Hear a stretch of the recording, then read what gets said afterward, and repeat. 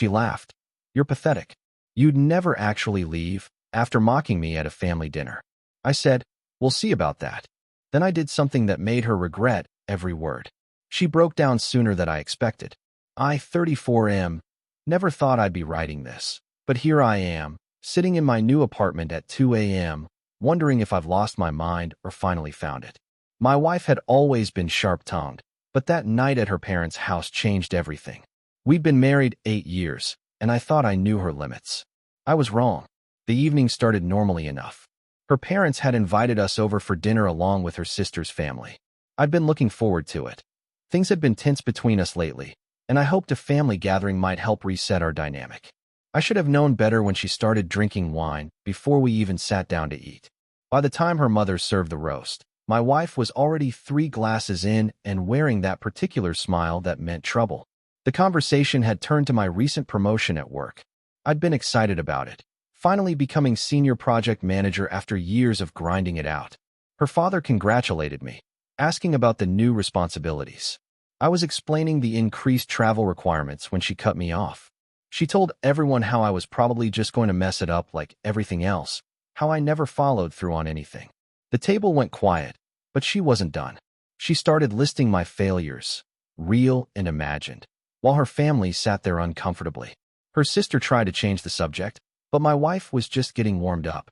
She brought up how I'd wanted to start my own consulting business 2 years ago, but never did. How I talked about learning guitar, but gave up after 3 months. How I was all talk and no action. I felt my face burning, but I kept quiet. I'd learned that arguing with her in public only made things worse. Her mother suggested we all move to the living room for coffee, clearly hoping to defuse the situation. That's when it escalated. I stood up to help clear the table, and she made a comment about how even doing dishes was probably beyond my capabilities. Her brother-in-law looked mortified. I set down the plates I was holding and told her we should probably head home. She laughed then, this cold, cutting sound that seemed to echo in the dining room. She said I was pathetic, that I'd never actually stand up for myself, that I'd never leave no matter how she treated me because I didn't have the spine for it. The words hit me like a physical blow. 8 years of marriage, and she saw me as some kind of doormat. Her family was staring at their plates, clearly wanting to be anywhere else.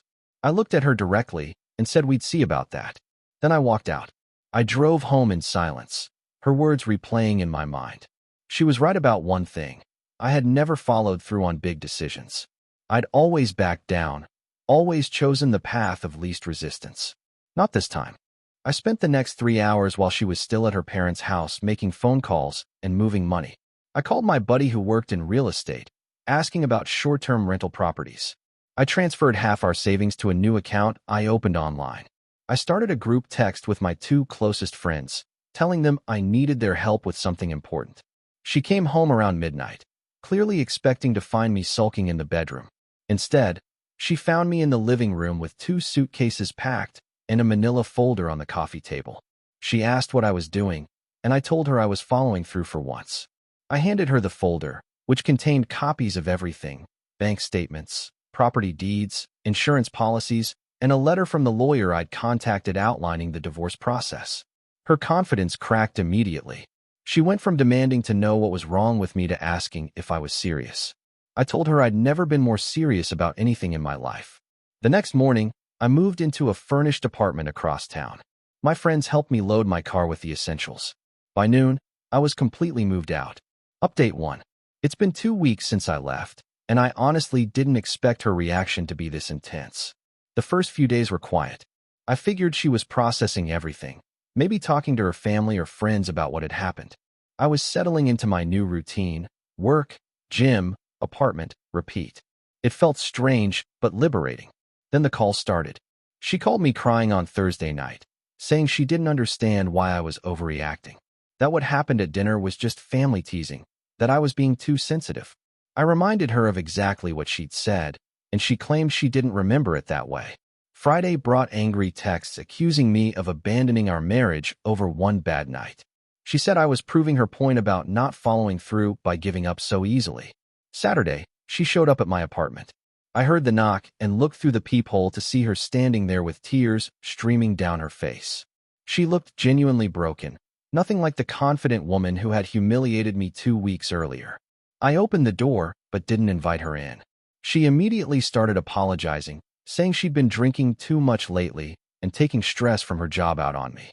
That she loved me and needed me to come home. I told her I appreciated the apology, but it didn't change what she'd revealed about how she truly saw me. That you can't unsay words like that, especially in front of family. She broke down completely then, sobbing and asking what she could do to fix this. For a moment, I almost wavered. 8 years of marriage doesn't end easily, and seeing her so destroyed was harder than I'd expected. But then I remembered sitting at that dinner table, feeling smaller with each word she spoke. I remembered her laughter when she called me pathetic. I told her I needed space to think, and that showing up unannounced wasn't helping. She left, but not before saying she'd wait as long as it took. Update 2. 3 weeks in, and the situation has gotten complicated in ways I didn't anticipate. Her sister called me Tuesday night. She apologized for what happened at dinner, saying her family was mortified by my wife's behavior. Then she told me something that explained a lot. My wife had been taking anxiety medication that apparently doesn't mix well with alcohol. Her sister said the family had been worried about her drinking for months, but didn't know how to address it. This information hit me harder than I expected. Part of me wondered if I was being too harsh, if there were factors I hadn't considered. But then I remembered that this wasn't an isolated incident. The public humiliation was just the final straw in a pattern of behavior that had been building for years. My wife had started therapy, her sister told me. She was also attending AA meetings, though whether that was genuine or performative, I couldn't say. Thursday brought another surprise. She'd written me a letter. Not a text or email, but an actual handwritten letter delivered to my office.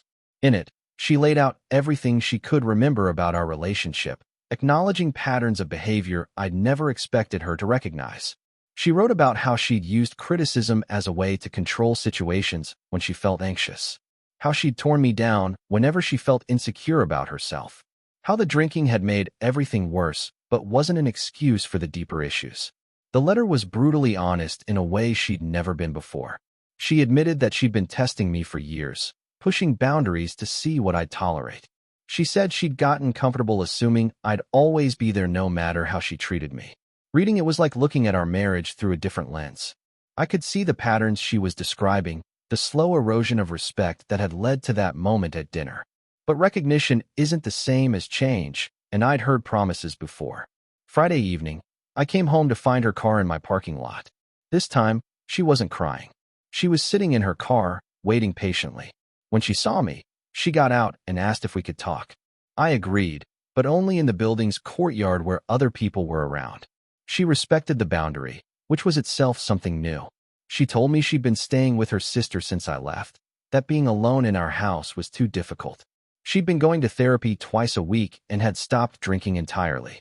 She looked different, clearer somehow, but also fragile in a way I'd never seen before. She asked what it would take for me to consider counseling together. Not to get back together necessarily, but to have a conversation about whether there was anything left to save. I told her I'd think about it. Update 3. It's been 6 weeks now, and I've learned more about myself in this time than in years of marriage.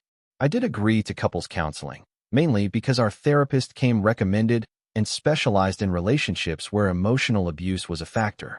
That word, abuse, was hard to accept at first, but hearing a professional describe the patterns in our relationship was eye-opening. My wife has been consistent with her individual therapy and hasn't had a drink since the night of the dinner. The change in her is noticeable. She's calmer, more thoughtful, and genuinely seems to be grappling with her behavior in a way I've never seen before. But the damage runs deeper than either of us initially understood. In counseling, we've unpacked years of subtle undermining, death by 1,000 cuts moments where she'd chip away at my confidence. The dinner incident wasn't an aberration. It was just the first time she'd done it so publicly and with such cruelty. What's become clear is that she'd been battling her own demons, anxiety, perfectionism, fear of abandonment, and had channeled all of that into controlling me. She'd kept me small to feel big, kept me doubting myself to avoid facing her own insecurities. The hardest part is that her recognition of these patterns feels genuine. She's not making excuses or trying to minimize the impact. She's taking full responsibility in a way that makes me want to believe change is possible. But trust, once broken this completely, doesn't rebuild easily. Last week, she asked if she could see the apartment I'd been living in.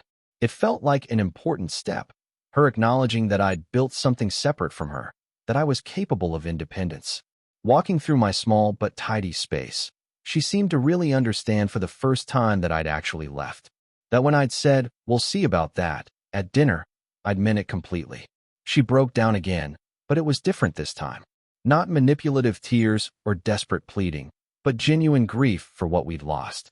She said she'd never respected me more than she did in that moment, seeing that I'd had the strength to follow through when it mattered most.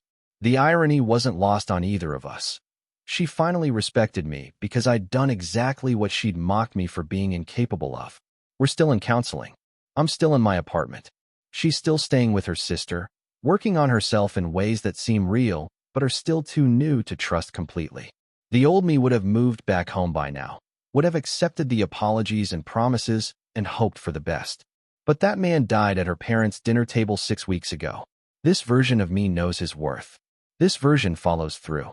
Whether that means rebuilding our marriage or finalizing our divorce remains to be seen. But either way, I'll never again be the man she felt comfortable humiliating in front of family. She learned that the hard way, and honestly, I'm glad she did. Some people need to lose everything to understand what they had. Some people need to be shown that actions have consequences, that words can't be taken back, that respect once lost isn't automatically restored. I spent 8 years being her safety net, the person she could take her frustrations out on because she knew I'd always be there. That night at dinner, she pushed too far and found out there was a bottom to my well of patience. The scariest part for her wasn't that I left. It was how completely and efficiently I did it. How quickly I went from doormat to decisive action. How easily I dismantled our shared life when I finally reached my breaking point. She'd built her confidence on my predictable responses, my unwillingness to rock the boat. When I suddenly became unpredictable, when I chose my own peace over her comfort, her whole world shifted. 6 weeks later, we're both different people than we were that night. Whether we can be different together remains the question we're working to answer.